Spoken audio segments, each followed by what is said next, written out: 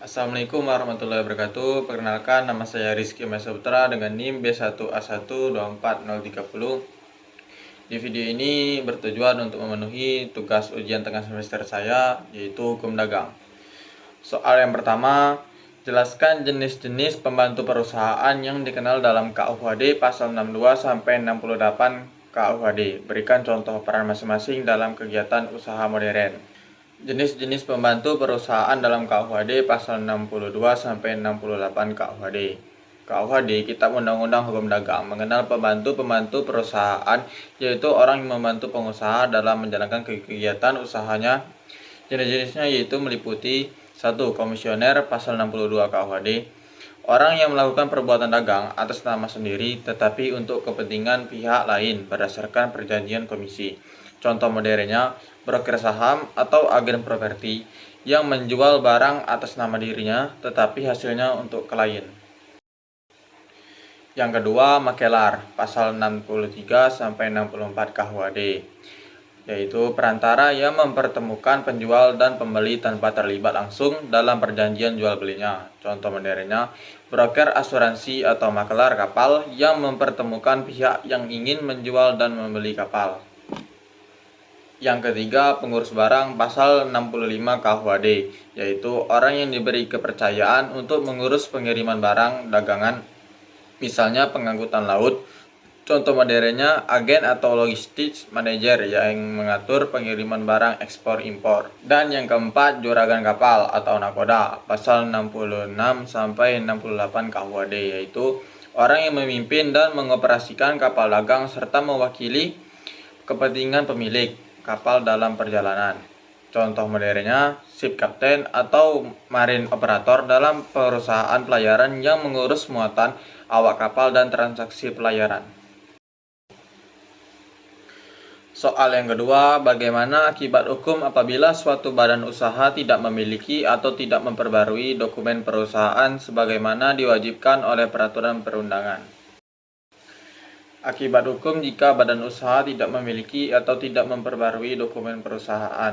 Akibat hukum jika badan usaha tidak memiliki atau tidak memperbarui dokumen perusahaan. Akibat hukumnya, yang pertama, tidak sah secara hukum. Badan usaha tidak diakui sebagai badan hukum. Contohnya, PT belum memiliki pengesahan dari Kemenkumham. Yang kedua, tidak dapat melakukan perjanjian sah. Perjanjian bisnis bisa dianggap batal demi hukum karena dilakukan oleh pihak yang tidak memiliki kewenangan hukum.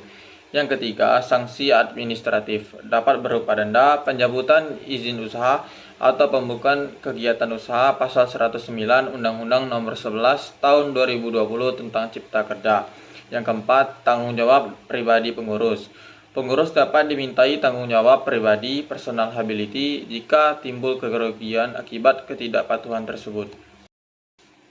Nomor 3, jelaskan perbedaan antara urusan perusahaan dan pengelompokan perusahaan menurut hukum dagang di Indonesia. Berikan contohnya. Perbedaan urusan perusahaan dan pengelompokan perusahaan. Urusan perusahaan yaitu segala kegiatan yang termasuk dalam operasional perusahaan sehari-hari. Sumber hukumnya diatur dalam KUHD dan praktik bisnis. Contohnya, urusan pembelian bahan baku, penggajian, dan pemasaran produk. Pengelompokan perusahaan yaitu pengelompokan atau pembagian jenis perusahaan berdasarkan sifat, bidang, atau bentuk hukumnya. Sumber hukum berdasarkan doktrin dari peraturan tentang bentuk usaha, misalnya Undang-Undang PT CV Koperasi. Contohnya, pengelompokan perusahaan perseorangan firma CV PT Koperasi BUMN. Dan nomor 4, jelaskan asas-asas dalam kontrak dagang serta berikan contoh pelanggaran asas yang sering terjadi dalam bisnis di Indonesia.